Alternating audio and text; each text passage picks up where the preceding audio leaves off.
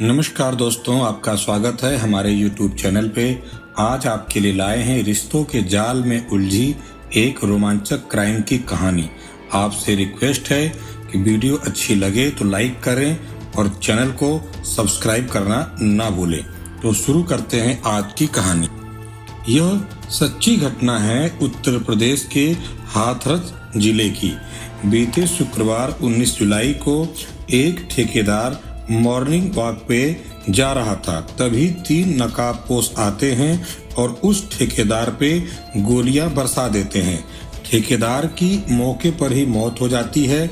दिन दहाड़े गोली चलने से लोगों में भय का माहौल व्याप्त हो जाता है और इस घटना से लोगों का दिल दहल जाता है। आखिर मामला क्या था, कौन था ये ठेकेदार और इसकी हत्या क्यों हुई?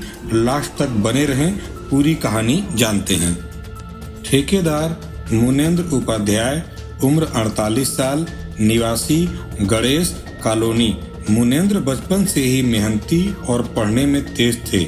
उनका सपना था कि एक दिन कोई बड़ा बिजनेस करेंगे और लाखों रुपए कमाएंगे। धीरे धीरे समय बीतता है। मुनेंद्र उपाध्याय बिजनेस करके अच्छा पैसा कमाने लगते हैं। जब मुनेंद्र की उम्र 28 साल की होती है तो इनकी शादी एक प्रियंका नाम की लड़की से हो जाती है। प्रियंका की उम्र उस समय 20 साल थी। प्रियंका देखने में बहुत खूबसूरत थी। जब दोनों की शादी हो गई, घर में खुशियां ही खुशियां चारों तरफ थी। इधर मुनेंद्र का ठेकेदारी का काम भी बहुत तेजी से बढ़ा और उसकी इनकम भी बहुत ज़्यादा आने लगी। लेकिन काम के सिलसिले में मुनेंद्र काफ़ी समय बाहर रहता था। कभी कभी हफ्तों तक घर नहीं आता था। इधर उसकी पत्नी प्रियंका अकेले घर में रहती थी और बोर हो जाती थी। उसी समय उसने अपना इंस्टाग्राम पे एक अकाउंट बनाती है और टाइम पास के लिए रील्स देखती है और रील्स को अपलोड करती है। उसी समय इंस्टाग्राम पे उसको एक मैसेज आता है भानु नाम के व्यक्ति का। भानु गाड़ी चलाया करता था हाथरस में। प्रियंका उसके मैसेज का रिप्लाई करती है। दोनों में हाय हेलो होती है और समय बीतता है तो दोनों धीरे धीरे घंटों बातें करने लगते हैं। भानु प्रियंका से कहता है कि सचमुच में आप बहुत ही खूबसूरत हो। भानु अक्सर प्रियंका की बातों बातों में तारीफ कर दिया करता था और यह बात प्रियंका को बहुत अच्छी लगती थी। धीरे धीरे उनमें करीबियां बढ़ी। एक दूसरे ने अपना व्हाट्सएप नंबर भी शेयर कर दिया और अब यह लोग वीडियो कॉल पे भी बातचीत करने लगे। एक दिन भानु कहता है कि प्रियंका, मैं आपको नज़दीक से देखना चाहता हूँ। शुरू में तो प्रियंका मना करती है लेकिन बाद में मान जाती है। दोनों एक पार्क में मिलते हैं। भानु उसकी खूबसूरती देख करके उस पर फिदा हो गया था। फिर वह खाना खाते हैं और उन्होंने एक होटल लिया कुछ समय बिताने के लिए। और जब वह रूम में जाते हैं तो दोनों रूम के अंदर अकेले होते हैं। वहीं पर भानु और प्रियंका का आपस में शारीरिक संबंध बन जाता है और एक बार शारीरिक संबंध बना तो फिर ये सिलसिला रुका ही नहीं। वासना की भूख मिटाने के लिए भानु कभी प्रियंका के घर पे तो कभी होटल में लगातार ये सिलसिला चलने लगा। प्रियंका के पास पैसा बहुत था क्योंकि उसका पति ठेकेदार था, इसलिए प्रियंका भानु पे भी पैसा खर्च करती थी। और उसका एक भाई था अमित शर्मा, उसके ऊपर भी वो पैसा खर्च करती थी। प्रियंका कोई भी बात अमित से नहीं छुपाती थी। तो उसने यह भी बता दिया था कि भानु नाम का एक व्यक्ति है, उसका दोस्त है, वह उससे बातचीत करती रहती है। तो उसके भाई ने भी उसको बोला ठीक है, आप बातचीत करते रहो।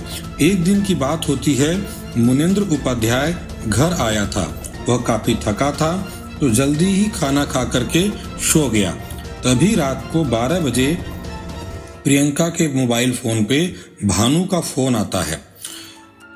फोन को लेकर के प्रियंका घर से बाहर निकलती है और चुपके से धीरे धीरे उससे बातचीत करने लगती है। जब अचानक मुनेंद्र की नींद खुलती है और जब बाहर जाकर के देखता है तो उसकी पत्नी किसी व्यक्ति से अश्लील रूप में बातचीत कर रही होती है। यह देख करके मुनेंद्र बहुत गुस्सा होता है और इसकी पिटाई कर देता है और दोनों में झगड़ा होता है और लगातार इस बात को लेकर के अक्सर इनमें झगड़ा होने लगा और मुनेंद्र अब धीरे धीरे शराब पीने लगा और जब भी वो शराब पी करके आता तो प्रियंका से झगड़ा होता और उसको पिटाई करता। इस चीज़ से प्रियंका परेशान हो गई और वह एक डिसीजन लेती है भानु के साथ घर से भाग जाने का। और एक दिन ऐसा आता है कि वह भानु के साथ घर से भाग जाती है। करीबन 1 महीना वह भानु के साथ रहती है। इधर मुनेंद्र का इस बात का बहुत धक्का लगता है। इसकी इज्जत का सवाल था क्योंकि वो ठेकेदार था, बहुत लोग उसको जानते थे। इसलिए उसने एक पंचायत बुलाई और बोला कि मैं प्रियंका को कुछ नहीं बोलूँगा, वह घर वापस आ जाए, मैं बस यही चाहता हूँ। प्रियंका के घर वालों ने उसको बुलाया, वह घर पे आ जाती है। उस समय तो मुनेंद्र उसे कुछ नहीं बोलता है, लेकिन जैसे ही कुछ दिन बीतता है मुनेंद्र शराब के नशे में आकर के फिर से वही बात प्रियंका से करना शुरू कर देता है और उसकी मार पिटाई करता है। इधर प्रियंका भी परेशान थी क्योंकि भानु जो था उसका बॉयफ्रेंड, वह किसी केस में जेल चला गया था। लेकिन भानु का एक दोस्त होता है, प्रियंका अब उससे बात करने लगती है और उससे भी प्रियंका के शारीरिक संबंध बन जाते हैं। इधर मुनेंद्र जब भी लड़ाई करता था तो यही बात कहता था कि भानु के जेल से आते ही पहले उसे इस दुनिया से निपटाऊंगा और फिर प्रियंका मैं तुम्हें भी इस दुनिया से निपटा के रहूंगा। उसी समय भानु कुछ दिन के लिए जेल से रिहा होकर के आता है। प्रियंका उससे संपर्क करती है और उसे सारी बात बताती है। फिर इन लोगों ने एक खतरनाक प्लान बनाया मुनेंद्र को ही रास्ते से हटाने का, क्योंकि अगर मुनेंद्र को रास्ते से नहीं हटाएंगे तो यह हम दोनों को ही रास्ते से हटा देगा, ऐसा प्रियंका ने उन्हें बताया। भानु ने एक हिस्ट्री सीटर को तैयार किया, एक टीम तैयार करी और उनको 5 लाख देने का वादा किया और 5 लाख पे बात फिक्स हो गई। 50,000 रुपया एडवांस दिया गया, बाकी काम होने के बाद 19 जुलाई दिन शुक्रवार सुबह 5 बजे जब मुनेंद्र मॉर्निंग में टहलने गया तो प्रियंका ने इंस्टाग्राम से हत्यारों को लोकेशन भेज दिया, जिससे तड़के 5 बजे मुनेंद्र की उन हत्यारों ने दिन दहाड़े गोली मार करके हत्या कर दी।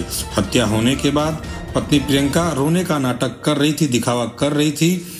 पुलिस हत्या में हर एंगल से जांच कर रही थी। उसी समय मुनेंद्र के भाई अशोक उपाध्याय ने प्रियंका के अवैध संबंधों के बारे में पुलिस को बताया और हत्या इसने ही करी है ऐसा शक जाहिर किया।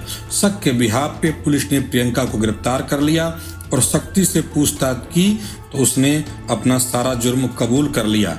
सभी को पुलिस ने गिरफ्तार कर लिया और मामला कोर्ट में है। कोर्ट तय करेगी कि क्या सजा होगी इनको।